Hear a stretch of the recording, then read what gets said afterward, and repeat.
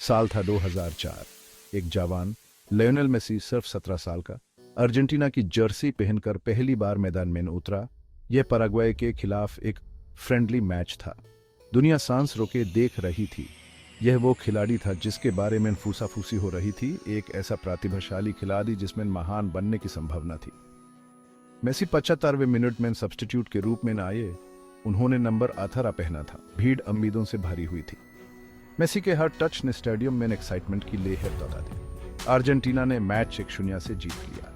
हालांकि उनका डेब्यू छोटा था, लेकिन यह आने वाले समय का संकेत था। मेसी ने इंटरनेशनल स्टेज पर अपनी आमद का ऐलान कर दिया था।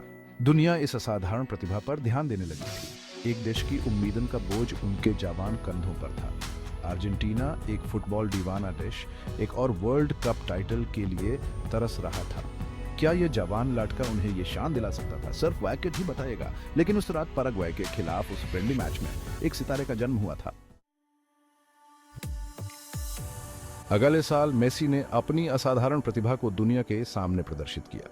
उन्होंने फीफा वर्ल्ड यूथ चैंपियनशिप, जिसे अब अंडर 20 वर्ल्ड कप के नाम से जाना जाता है, में अर्जेंटीना को जीत ब्रिंगे। नेदरलैंड्स में आयोजित आईएसएस टूर्नामेंट में मेसी छा गए। वो और कोई नहीं खेल सकता था। उनके ड्रिबलिंग स्किल्स ने ओपोनेंट्स को मंत्रमुग्ध कर दिया। जब वो मैदान पर अपना जादू बिखेर रहे थे तो डिफेंडर्स हवा में हाथ मार रहे थे। मेसी ने टूर्नामेंट में 6 गोल किए, जिसमें नाइजीरिया के खिलाफ फाइनल में 2 गोल भी शामिल हैं। टूर्नामेंट के बेस्ट प्लेयर के रूप में उन्हें गोल्डन बॉल से सम्मानित किया गया। टॉप स्कोरर होने के लिए उन्होंने गोल्डन बूट भी जीता। आखिरकार दुनिया ध्यान देने लगी थी। ये कोई हाइप नहीं था। लायनल मेसी असली चीज थे। अर्जेंटीना ने एक हीरा खोज निकाला था। एक नए हीरो का जन्म हुआ था। अर्जेंटीनियन फुटबॉल और सचमुच में वर्ल्ड फुटबॉल का भविष्य आईएसएस अविश्वसनीय इनक्रेडिबली से टैलेंटशाली युवक के एक कंधों पर टिका हुआ था। अंडर 20 जीत के 1 महीने बाद ही मेसी ने हंगरी के खिलाफ एक फ्रेंडली मैच में अर्जेंटीना के लिए अपना सीनियर डेब्यू किया।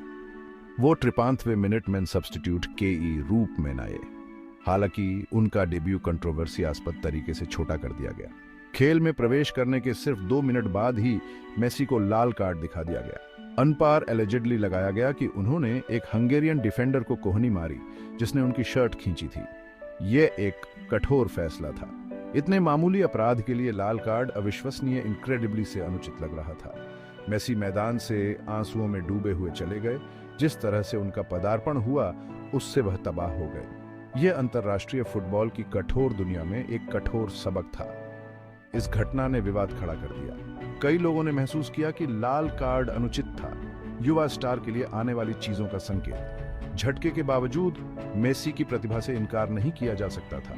उनमें दुनिया के अब तक के सबसे महान खिलाड़ियों में से एक बनने की क्षमता थी। हंगरी की घटना एक असाधारण करियर होने का वादा करने वाली एक छोटी सी गड़बड़ी थी।